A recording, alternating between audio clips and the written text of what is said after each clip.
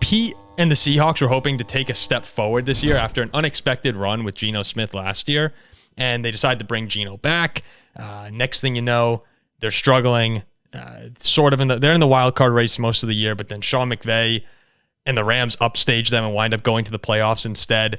And I was just thinking back to Seattle, I've never been a big fan of Geno Smith. I know you guys were iffy on him throughout his time. Last year, he's my guy. Yeah, but the first half of last season, he was great. And the second half, he really struggled. So to bring him back when they had a top 5 pick last year, and maybe they were the team trading up and going after C.J. Stroud or Anthony Richardson. It looks like two of those 3 quarterbacks who were taken in the top 4 are going to wind up being hits.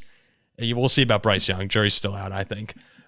But Seattle didn't make a move when they could have. You're not often in the position to go after a top-tier quarterback, and Pete Carroll decided not to do that.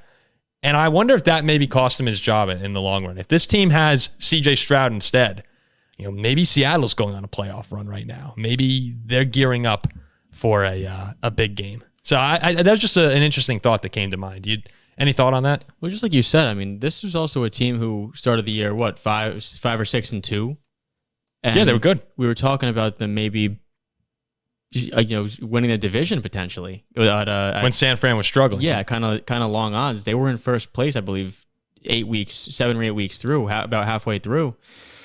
And to be in the playoff race while getting such mediocre play from the most important position on your roster, there's something to be said for that. So I agree. Sort of an impressive job by Pete, even though it was a disappointing season. Yeah. I mean, if Geno Smith played how he played the first half of last year.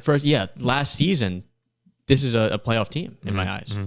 I mean, I think, though, the thing I go back to, and really the defining moment of the Seahawks season, I think, was the Leonard Williams trade, where they gave up that 2nd-round pick in order to bring him in with the team. I think back to the Jamal Adams trade, too, giving up a couple first-rounders to bring him in.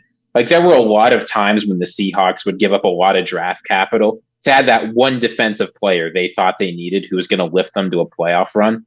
And it's never really worked out. So I think sort of like you're seeing with the Titans, where Mike Vrabel did a decent job, but they want to go in a new direction. They want to bring in maybe someone who's more offensively minded, someone who sees things a little bit more like the modern NFL.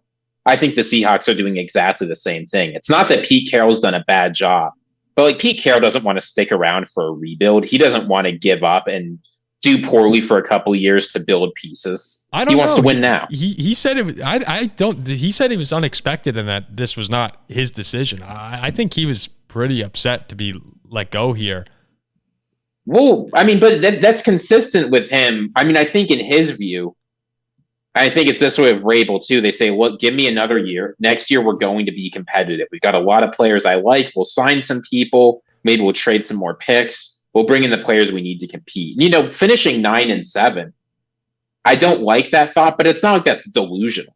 I think so. If that's your vision, and the GM or the owner or whoever has a different vision, those can come into conflict, and that's what gets you fired. I think it'll be good for both of them. Give Pete a fresh start somewhere. Seattle, they've just been stale for a while. Go get a new coach, new quarterback. It's like, to me, they need a little bit of a reload. Not totally blow it up, but just a reload, starting with the quarterback position.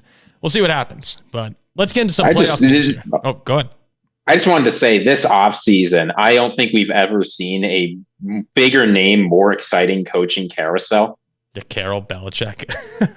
Yeah, you got Carroll, Belichick. I mean, Vrabel's good. There's the Ben Johnson sweepstakes. So we'll get to that in future episodes, I think. But there are a lot of teams that are going to be competing for some of these huge names. Yeah, it's going to be fun. It's going to be a fun offseason, especially coaching-wise.